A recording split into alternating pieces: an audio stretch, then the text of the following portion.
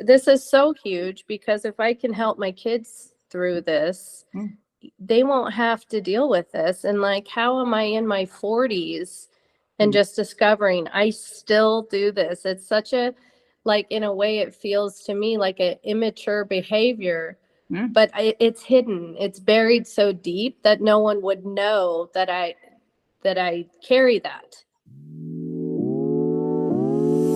Today's unreasonable human went from having a successful business to losing it all and building herself back up again despite her constant imposter syndrome. Her name is Amy Terranova. She is my friend, a mom to 3 beautiful children, and a home renovation, interiors, and staging specialist. Today, I have Amy Terranova with me. She is a friend of mine that I've known for quite a few years now. Hi, Amy. Hi. Hi. How long have we known each other for? How long? You know, it's so bizarre because I think it's from when our kids were in school together. Kindergarten. Or TK. Yeah. 5 years. Yeah. So now they're 11. So that's like 6 years. Yeah, it's amazing. And it feels so short, right? Yeah, it does. It feels so short. So, Amy, thank you so much for joining me on my podcast, Unreasonable Humans.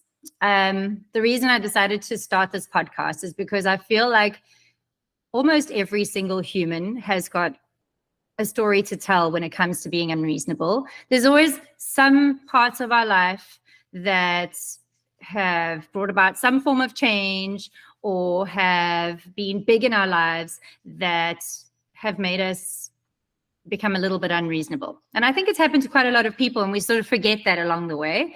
And so I started this podcast because I really want to share conversations with real people from all walks of life to inspire other people to maybe become a little bit unreasonable every now and again.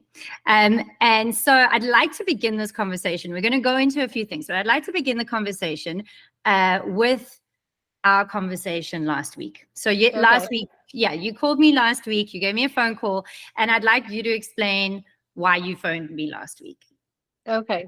So, you know, a lot of times we hear something and we don't directly know the person, but you're like, you have that big aha moment, and you're just like, wow, like my hair is standing up on my arms, and like, I'm like, wow.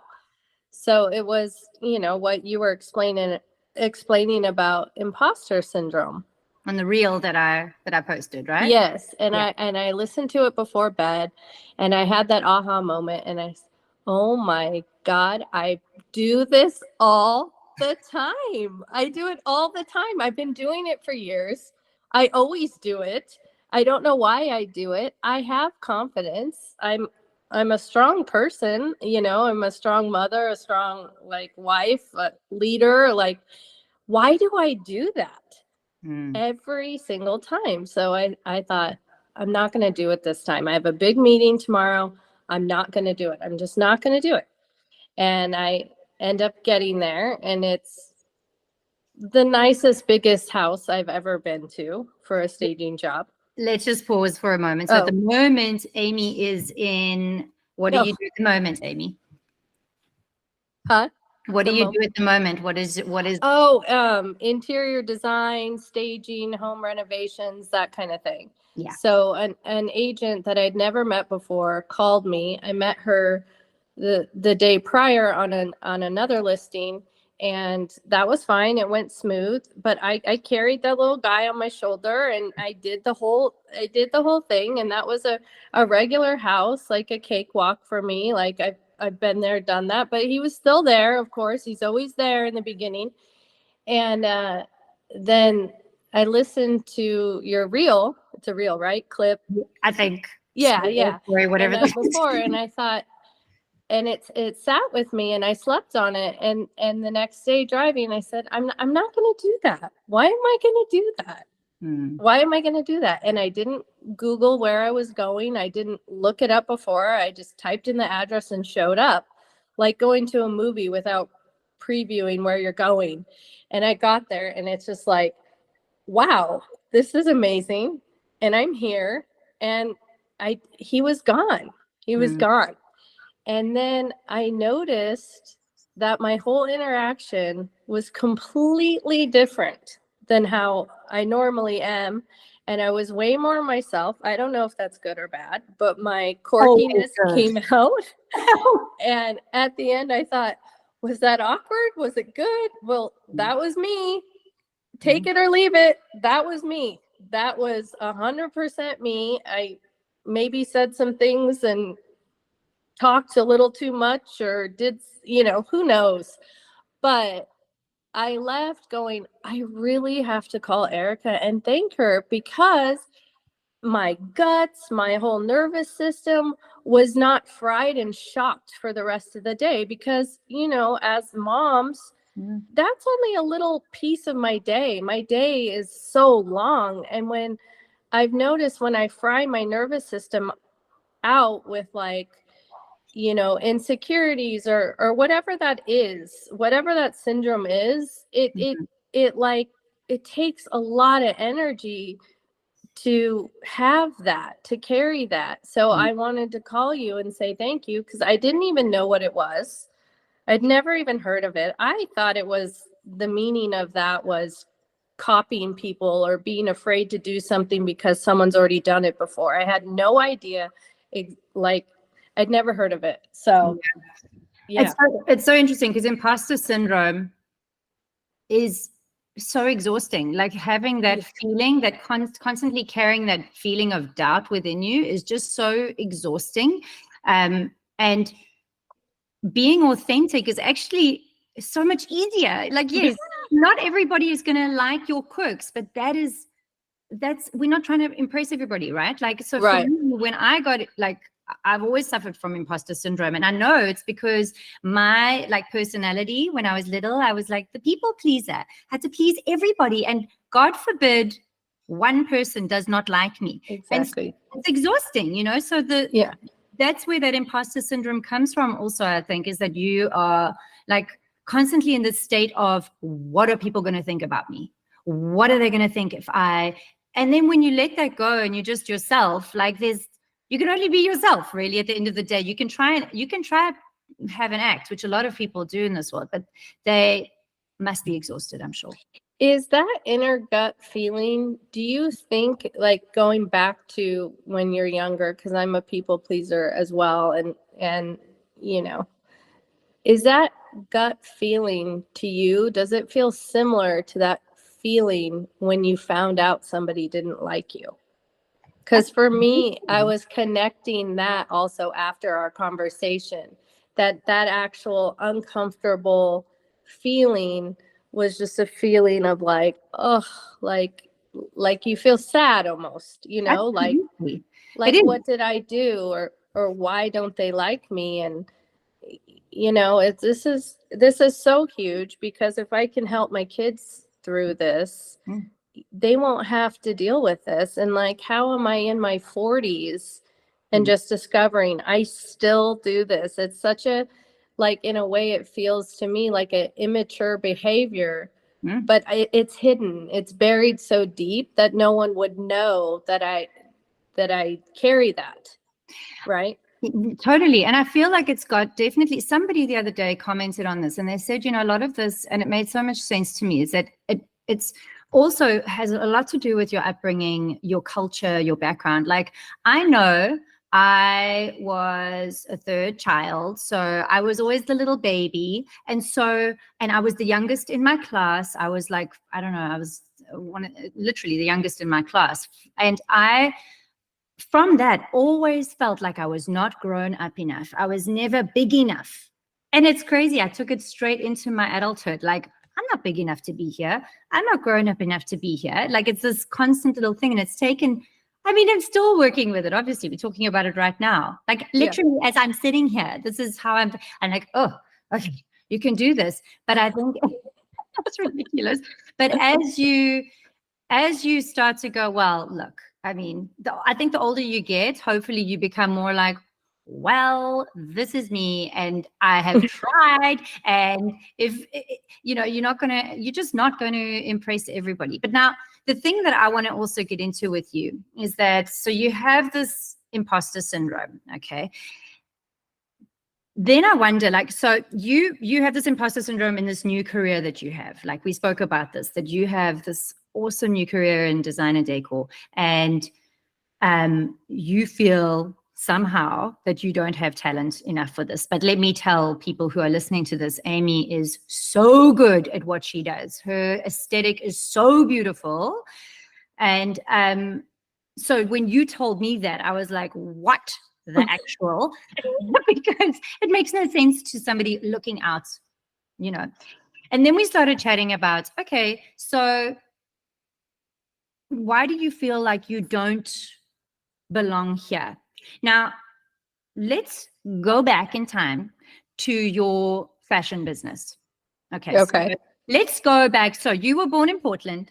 You moved to LA in 1999. And then what happened?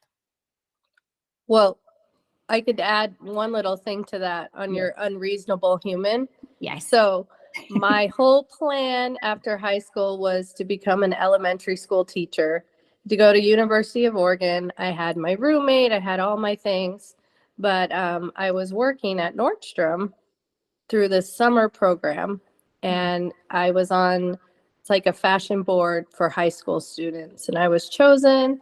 And I remember I couldn't believe I got chosen for that. And, you know, it wasn't even something I knew I wanted to do. But anyways, I was doing that this summer, and this school called me, this art school called me and said, hey, we see that you're on the fashion board for Nordstrom. Would you want to come tour our school? And I said, oh, where's the school? It's in Long Beach, California. And I just had that moment of, F it, I want to go. So my mom took me down there, and I'm like, this is where I'm going. And my parents said, okay.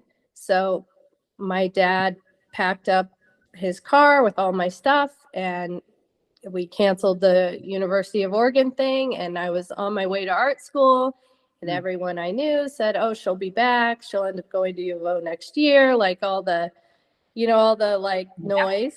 Yeah. Like, oh, she's not going to last there, whatever. I've never been back to live in Portland since. So Yeah. that's how I landed down here. But it was not, it was a very spur of the moment, last minute, literally the last minute to get in, to do it, to change my whole plan. And I always think about that fork in the road because I'm like, wow, my life would have been like so different just from that one little move that was so huge. But I wasn't thinking about anything. Nothing was planned. And I feel like the best things always come without having a plan.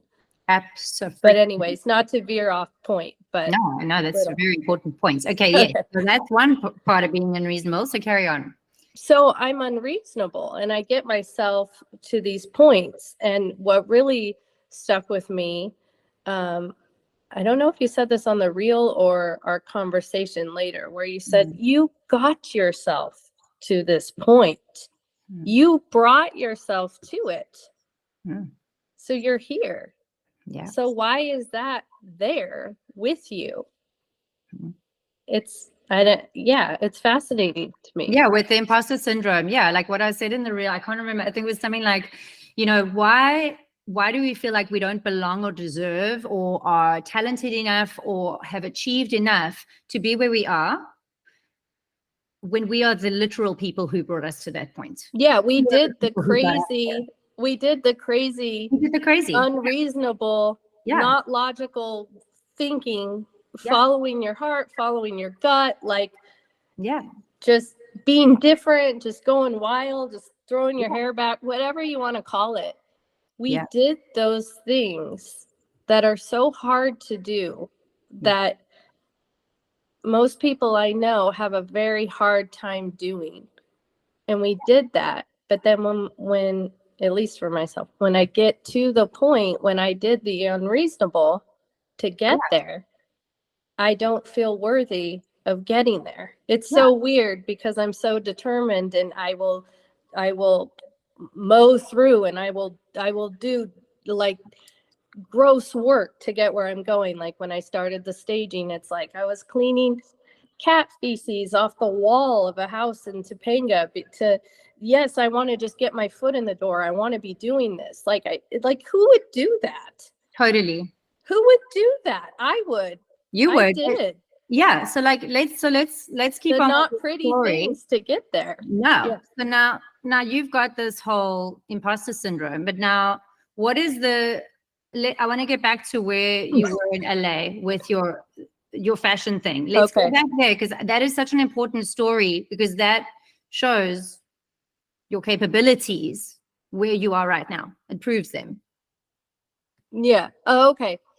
So I was working for a company, and I'm thinking before I was even 21, I still had my fake ID when I was traveling to New York and Las Vegas and everything. I believe I was still using my fake ID at some point when I first started working right after I was done with school. You go into like an internship or you get a job. And I got a job, and I had a few, but the one that stuck out was everyone there was doing drugs and, cocaine. And, I did my fair share of partying, but I always had my limit because, I was, I don't know what you call it, but I would, drink or maybe smoke a little weed. That was it for me. But these people were balls to the walls, doing lines of cocaine off the tables, and the designer's nose is bleeding, and she's all out of her mind. And I'm like,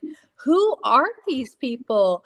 Big, huge blunts. Do you want some pills? Like, just insane. And I'm like, how are they running this multi-million-dollar fashion company? And I had that unreasonable moment where I'm like, I'm more of the adult here. I'm holding this shit show together with my designs. They're just partying along the way, but like way too over the top, Yeah. And I'm like, why can't I do this? So that was it. I was on, they kind of leveraged themselves, and they did some overseas production, and it all got stuck on the port of LA. And so they said, we're going to close down for a little bit. And when they closed down, I'm like, great, I'm on unemployment. I found 2 friends that were on unemployment. One I worked with at that company, and another one was a graphic designer. And we pooled all our money together. I had a sleepless night. I was up in the middle of the night. I found the Penny Saver, which was literally like a little tiny magazine. So old school now, if we think about it, right? Yeah. It was like OfferUp or Craigslist or something is now. Yeah. I saw little silk screening graphic design print machine, $50. I'm like, oh, I think I can fit it in my convertible. So I go pick up the silk screening machine, and we used that machine. We kept it the whole entire time. That piece of equipment. How many years? But so we started our business. We put together a line. We got into a showroom. We did really well the first show, and one thing led to another. And then I think before the crash of the recession, in the network of people between all the showrooms, production house, in-house people, pattern makers, all that, it was probably under a web of about 70 people, something 80, maybe more. I don't know. Wow. It was crazy. And I was young. And how long did you do that for? We had that company for probably about 5 years. This is before, I remember I had a MySpace account. And it sold millions, right? Yeah. Yeah. Yeah. Okay. I bought a home. When I met Donovan, I said, do you want to buy a house? He goes, what do you mean? I go, let's go buy, if we're going to live together, let's just buy a house. You got the credit, right? I got the cash. Let's do this. We were house shopping on dates, like after a couple of months. Was that the first house that you flipped? We did not flip that house, but we definitely did a lot of projects, but that landed in the recession. So I think we probably broke even, which most people lost. So yeah, I guess you could say we flipped it. And so that was literally the start to the business that you have now. Yeah. And I had always told myself another unreasonable point, and I'm like, I've planned this all along. It's been my master plan, because I used to joke and say, I'll do fashion when I'm young, and then when I'm an old lady, I'll do that interior design thing. That's so funny. I guess I'm the old lady now. You're the freaking wise woman. Because, you know, the thing is, like, that's what we were talking about the other day on the phone, is that so that story of how you got from Portland to LA to then opening up a very successful fashion business. That woman, that young woman that you were, is not half as wise and experienced in life as the woman that you are now. And yet you have blind faith in that woman, I'm sure. You look back at her and you go, oh yeah, she could conquer the world. And you look at yourself and you're like now and go, oh, I don't know. And there's a little imposter syndrome again coming out. I don't know if I can do this. And yet in that time, from having that successful fashion business to then starting to flip houses, you became a mom. Okay. And we know as mothers how much you learn from being a mom. There is a huge amount of growth and wisdom that comes with being a parent to another human being. And then you went on to take care of your family when there was when was it? During COVID, I think it was that. Yeah. During COVID, Donovan's whole work shut down, and I had gotten to a place where I was comfortable with him being the main. I had lost. I mean, I dabble. I did a little work here and there. I would help friends. You know, I would do projects and decorate is what, you know, like small beans type things just for fun. And I would sell vintage furniture out of my garage to give me a sense of like doing something. But I always just relied on him, and I got so comfortable with, what are you going to do? How are you going to level up? Like, like putting that on him. And looking back, it's like, I didn't even realize I was doing it. And his career just grew. And with that, we just let that lead the way. But somehow I was lost on the shoreline in a way. But that's just the way it was, because we don't have family here. And, you know, being a mom is full time. Yeah. And it's such a common story. Women having babies and then having, you know, when your baby is still really tiny, you have to really rely on others. So, you know, many people rely on their partners or their families if they have family here. And you sort of give over all the control because you don't have the bandwidth for anything else but your little baby. And a lot of women end up either going part-time, eventually working part-time or not working, because being the role of a parent demands a lot. And so even if women are working full-time, they still end up taking on a lot of the responsibility of being the main carer. So, you know, find that there's always one parent. I'm not saying necessarily women, but I'm just saying there's always one parent that will sort of take on most of the going to extramurals and going to the doctor's appointments and planning the parties. And so you end up relinquishing something like this, almost like sense of you relinquish a lot of your independence when you have babies, and then you don't take it back because you almost forget. You lose sight of who that person was, and you're so burdened with the new responsibilities that you have that you don't even have the bandwidth to think about it. And then you get to this point where you're like, oh, I've forgotten who I was. I don't remember that person. And I think that's where that, with moms especially, there's this disconnect sometimes to the person that they were and the person that they have become. And they get to remember very important stuff unless they catapulted into things like you were. Because then what happened? Well, during COVID, he's in TV production. It was shut down.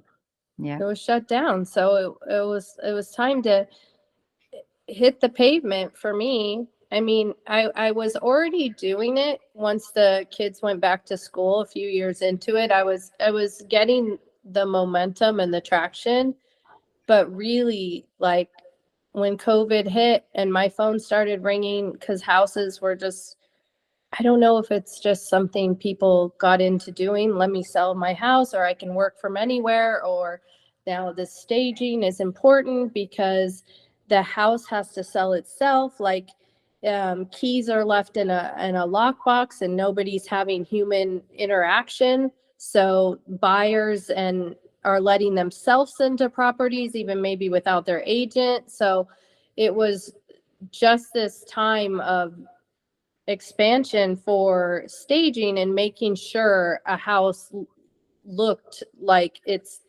best, absolute best. Not you meet somebody and it's like, oh, you could change this or change that. It would look different without this furniture, or, like you can talk your way through it or make somebody see what you see. But it was really like needed to be presented so that they could see it because they were on their own shopping. And I did that with my movers and just myself. And it was crazy. And it's probably another story, but it was really interesting to be out there during COVID with essential workers, I guess, because construction and all that stuff, especially if it was outside, could still continue on, or it just did. I don't know if it was essential or not, but yeah, it was very fascinating to be out there grinding and from place to place and seeing people holed up in their houses and so scared and afraid. But it was an unreasonable moment because I had to take care of my family. Yeah, it's like that desperation. It's I didn't have a choice. Yeah. And it's I funny. mean, I did, but I didn't, Yeah. And it's funny because I think sometimes when we're younger, the unreasonableness comes from we just literally think we can do anything. We don't have anything. We don't have to worry about like this. There's so much less. It feels like there's much less risk involved, even though you're doing exactly the same shit and probably even more risky. Yeah. You tend to do that. But then I think as you get older, it's the unreasonableness comes from desperate times a lot of the times. Like when you are catapulted into something, it's like, oh shit, I have to like hustle because life has got like shit has got real. Yeah. I've got a family to feed. I've got like mortgage to pay.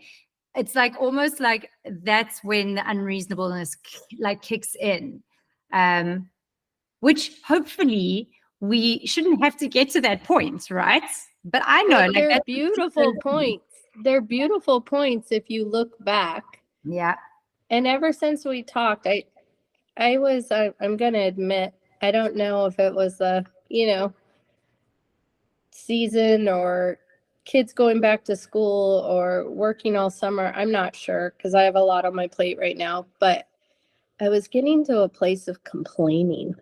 And Donovan's like, he told me, my husband, he was just like, all you're doing is complaining. And I'm like, you telling me I'm complaining is making me want to complain because there's so much on my plate. But he's like, these are good things to have. Like when your phone is ringing and people are calling you and you're wanted and you're needed and, people are seeking you out. These are all good things. But it's almost like when you're overwhelmed and you don't know how to handle it, the imposter thing comes up. Yeah. When you're overwhelmed. And I connected that also because I get into like a complaining mode. And he's like, would you be complaining if your phone wasn't ringing and we didn't have anything going on? He's like, these are good problems to have. And I've forgotten that. Yeah. I have forgotten that. That growth and expansion type feeling. And as a mother, I just went into like a complaining thing. And looking back on it, it's like a couple weeks ago, but I'm like, why was I doing that? Like, this is a moment like what you're talking about, where I have a choice here Mm. to level up or complain, Yeah. you know? And But I mean, also, that's just me being nitty gritty about yeah, it's myself, true. but And it's connected. yeah, and actually this is another subject for another episode. But for me, what that brings about is, for me, that looks like self-sabotage. Yeah. And so many people also suffer from that, where when everything is so good, everything is like going well, suddenly we have to sabotage it. Like we have to like complain about it, or like, oh, this is not good. Like it's so interesting how we do that for ourselves. We wish for things, we want things, and we genuinely want them in our hearts, and then we get them and we complain about them. or we like purposefully sabotage them in a way to make us not happy, when if you think about it, you're getting exactly what you wanted. Like, why are you complaining about it? I think there's also, I mean, yes, when you're overwhelmed and it's like a bit too much, it's also important to sort of know Right. there's got to be balance and everything. But complaining about it is not going to help the situation. It's more like, well, I've got to just find balance again, because I love everything in my life. And how do I do all of this from a balanced perspective, right? Right. Of getting to that. Anyway, it's a whole other discussion, that sabotage thing. Yeah. Yeah, but it's like so interesting. So when we come to this point of like this imposter syndrome in your head, like now when you look at it and you're like, oh, how is it that like this imposter is sitting talking to you now, when you look back on everything that you have done and what you have done to get to this point? Like, here you are, you've already run a very successful creative business, super successful creative business. You have got the experience of flipping houses, so you know exactly what you're doing when it comes to decor and when it comes to interiors and when it comes to staging. And yet you still have come to this point a much wiser human being than when you were however many years ago. And there's still this voice. And then you think about it and you think like, why is it that necessary for that voice to be there? No. It just like suddenly there's like this, oh, well, it doesn't make sense. Well, I'm wondering if it's, because with going back to that clothing company, I lost everything during the recession. I mean, it was really wild times. So I don't know because I can honestly say it was completely out of my control. Yeah. When back then business was done on net 90, 60, 30, giving people time to pay you under good faith, handshake, old fashioned style of business. And when the money got all, weird, and the country kind of like fell apart and people weren't paying their bills, it's this ricochet effect, right? Yeah. And it's that feeling maybe of everything can be so good, but we can't control what's going to happen, and you never know. And when something's so great and you lose it all, it's the most humbling experience. And I'm so glad that happened to me, and it happened at that time in my life. But it's so scary to think if that happened now when I have more people to take care of. Because before it was just me.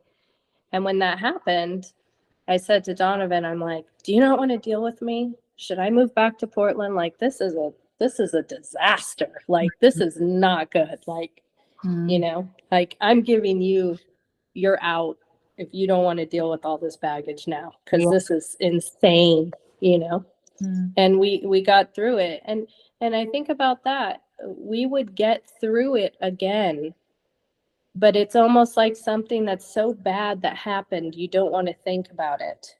Yeah, it's like post-traumatic stress, really, from a trauma, really. But the girl, the old, it's me, but that young girl would have been like, come on, try again. You can do this. Like, it's not always going to go your way, you know? Yeah. But I don't know if that's all connected. It definitely is, Amy. And I think, this is the thing though with life, right? Is that it's completely like out of our control. So there's nothing we can do to change that. We can Right. try, like we can be as careful but you could be in a job for 20 years and then get fired or lose it all. Like there is no guarantee. So it's like, well, you could play it safe. Yeah, you could play it safe and you could be, you could play that role of like, I'm going to be the good citizen and I'm going to build my retirement and whatever. But then the stocks could crash and you could lose your whole portfolio, which is what happened to so many people. You could lose your house. Like, so you might as well be doing the things that you love and that you're passionate about and that make you feel alive. And I don't think that you're being risky. I feel like you are using your talents. You're using the things that you're good at and building something that you're good at. And so when you're coming from that perspective and you're not coming from a I hate my job perspective, you're coming from a place that's like a higher sort of plane where you are optimistic and you're excited, and that sort of stuff is contagious, So I don't think that playing it safe in this world does have it's been. I just don't. I have seen people play it safe and lose it all anyway. Yeah. So have all their ducks in a row, and yeah. Yeah, I mean, I'm not saying go out and gamble and choose, no. Like you're going to lose everything. But when you are betting on yourself, like your authentic self, I think that's the whole thing. It's like learning to bet on yourself instead of,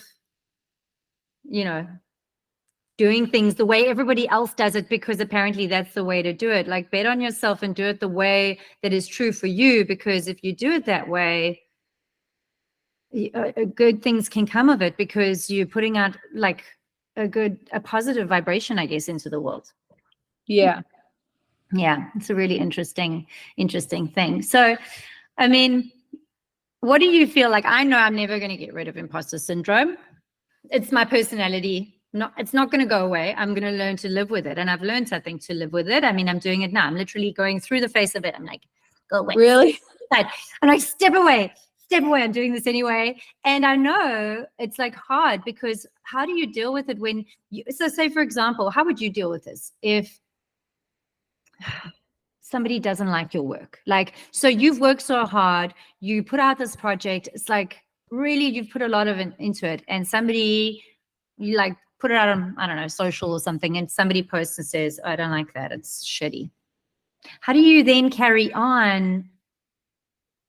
Because that's the tough one, right? Because it's all great when everybody's saying how amazing you are. But then one human says, you're shit. Yeah. I don't know. I that's a whole other can of worms. Yeah.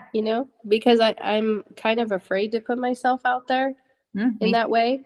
Like, I don't think I'm out there enough to receive those comments. But you're making me think really hard about that, and maybe that's my resistance, because that would make this imposter syndrome grow, and I'm afraid of it. Yeah. Because I like it contained.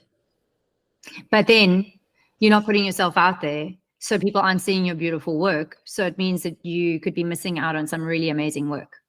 Yeah. Or like she posts too much, or she's annoying, or I don't like the way she talks, or, because in today's day too, I can't just like do the design thing. I mean, I can, and I can keep it word of mouth, and that's pretty much what it is right now. But I can't level up unless I'm like borderline actress, influencer, TikTok, this, and all these platforms, and I'm constantly engaging on them. Well, when am I having time to design? When am I having time to get inspired? So there's this weird line for me where I know that I should do that to show the world what I'm doing, but then I'm scared at the same time because that all feels too much for me, that I coast in like this no man's land of I'm doing and I love my life and that's fine, but I'm in my own little bubble. And maybe that's the way my life is meant to be, and I'm okay with it. Like, Yeah. we don't all have to be on social media. We don't all have to be an influencer. Like, we don't all have to get paid that way. And, I don't want my kids to see me engaging on those platforms because I'm completely guilty of spending way too much time on there. Like, as a designer, and you get inspired by something you see in these visual images, but it's like just it's this, like, so much of that.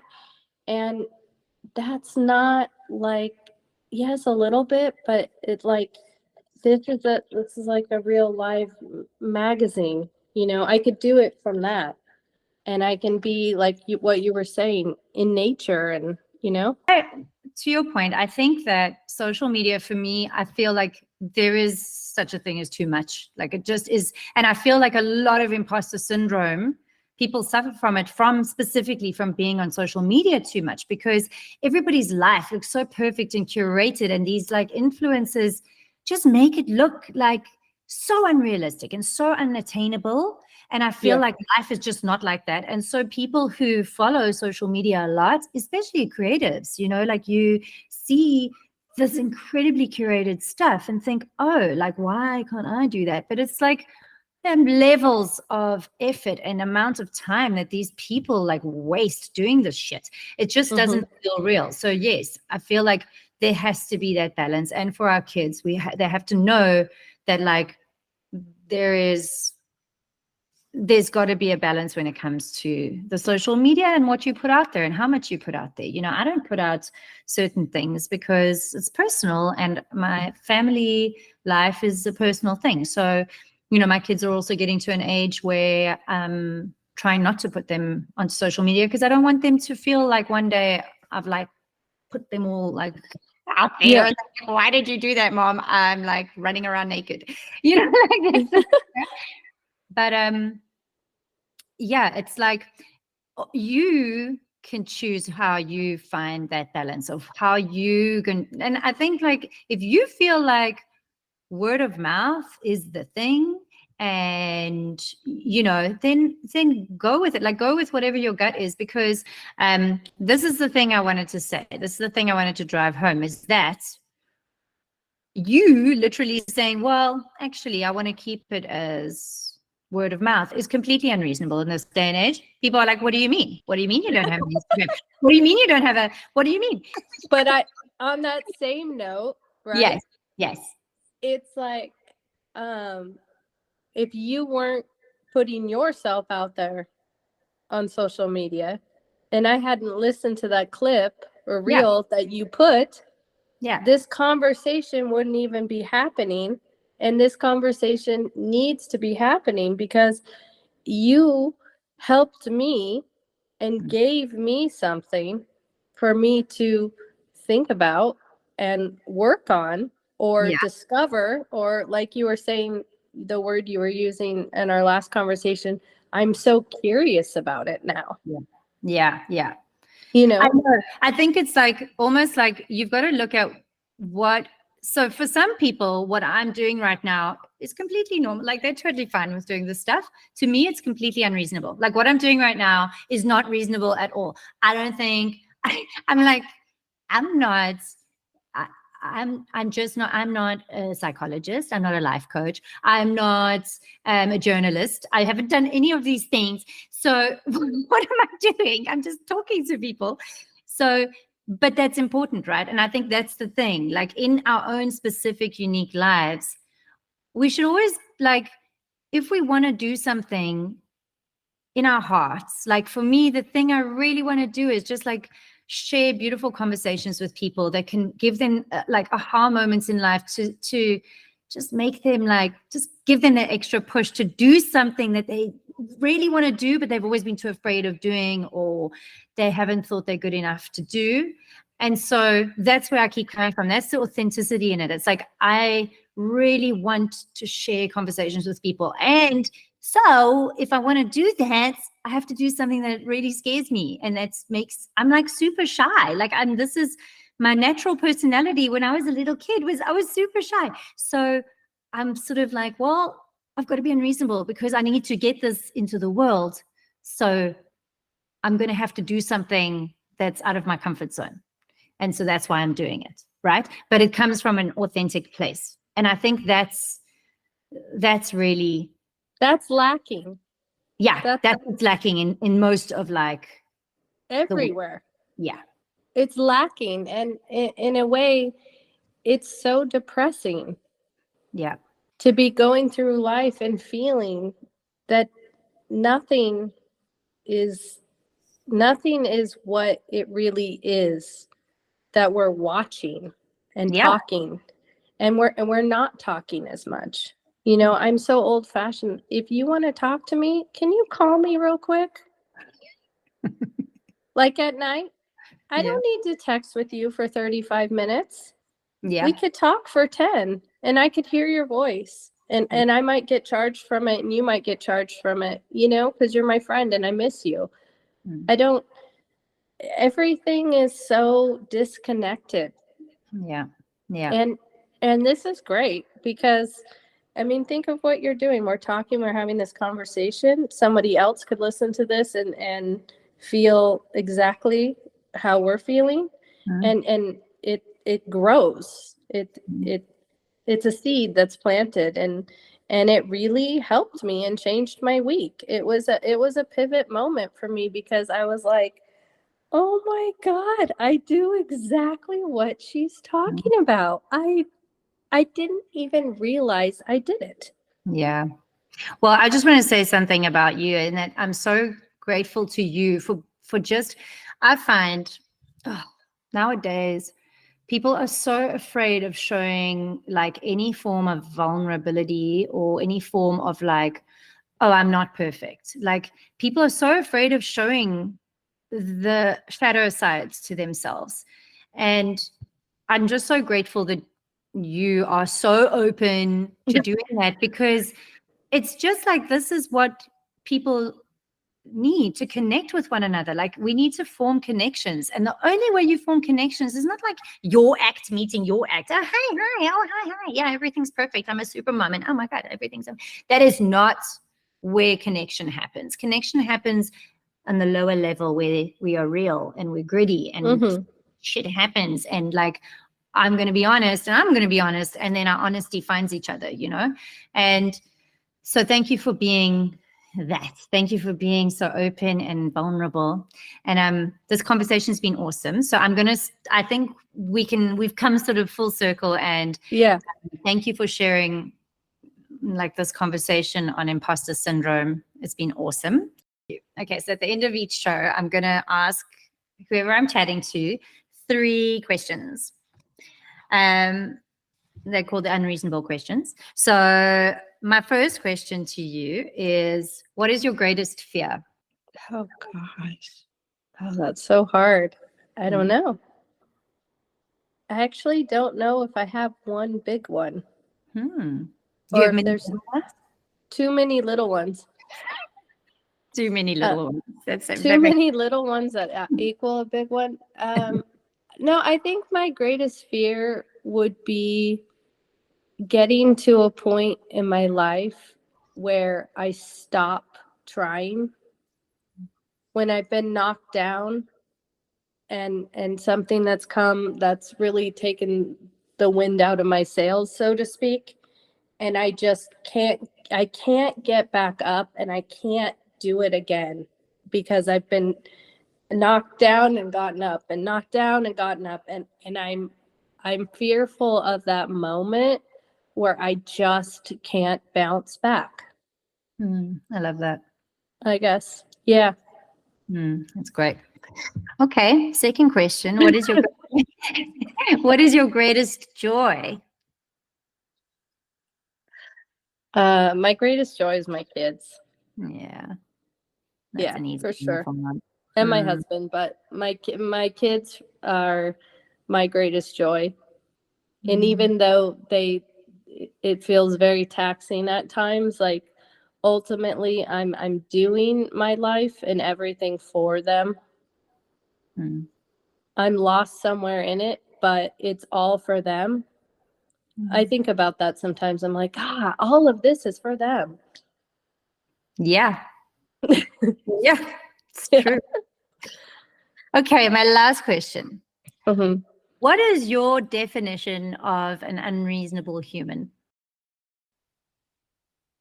My definition of an unreasonable human it's interesting. I've kind of thought this after you told me the name of your podcast, would be that dreamer in the room that says, oh, we're going to do this and that, and this is so great, and this is how it all comes together, and that person that ignites the fire to start something and do something. And I don't care what it is, if it's an invention or a product, or helping the world, or doing something. It's that person that just talks about doing something good like it's effortlessly, It's just so simple in their mind because they're so determined to do it. That seems like an unreasonable human. Yeah, like a catalyst, right? Yeah. Their sparks Yeah. everybody else. Yeah, I love that. That's great. Well, Amy Terranova, I was going to say, do you have an Instagram? I do. It's private, and sometimes it's not private, depending on what's going on in my life where I need to open it up. Sometimes it's, I don't know what it is. The one that I had that was open to the world got stolen and hacked, so that's that. It's literally the universe taking you in a different direction. Yeah. Right? Yeah. Well, look, I'll probably put a link to your Instagram or whatever it is when we publish the show. But I just want to say thank you so much, and I just love that you're my friend, because you're so I love inspiring. you too. And I can't wait to see where this life takes you, and like, after having this conversation with you, it's just really like made me so much more wise to how you are as a human being. And you really are inspiring, and you're an amazing woman, amazing mother, amazing wife, amazing creative. And just don't allow that imposter to come in, because honestly, what I see when I see you is absolutely somebody who deserves to be where they are, and garner all the success, and more than anything, joy in their lives that they deserve. So thank you so much. I feel the same way about you. The exact same way. Thank you, Amy. Well, it's lovely to have you on the show. I hope you have a wonderful day, and please, you too. I can't wait to see it, to listen to it. And I can't wait to listen to other guests that you have. I've got like some really interesting people lined up, and I'm just so excited. I love chatting to people, and I think I love chatting to all types of people. So I'm really excited to see, because I'm literally like, I am literally going to stop somebody in the dog park. If I am walking the dog and somebody starts having an interesting conversation with me, I'm going to be like, you are on my podcast. I love it. Yeah, because there's just so many incredibly unreasonable humans in this world. And a lot of them don't share their stories. And in turn, a lot of people don't realize what they're capable of, or just how it's okay to live life in a very different way to others. It's not about like necessarily having an incredible career. It's just about living your life authentically, So hopefully we can do that with the show. But anyway, All right. thank you so much, Amy. Have a wonderful Thank day. you. Bye. Bye. Well, that's it for today's episode of Unreasonable Humans. Thanks so much for joining me. Please follow the show wherever you listen to your podcasts, and remember that a great rating goes a very long way to support the show. Until the next one, bye.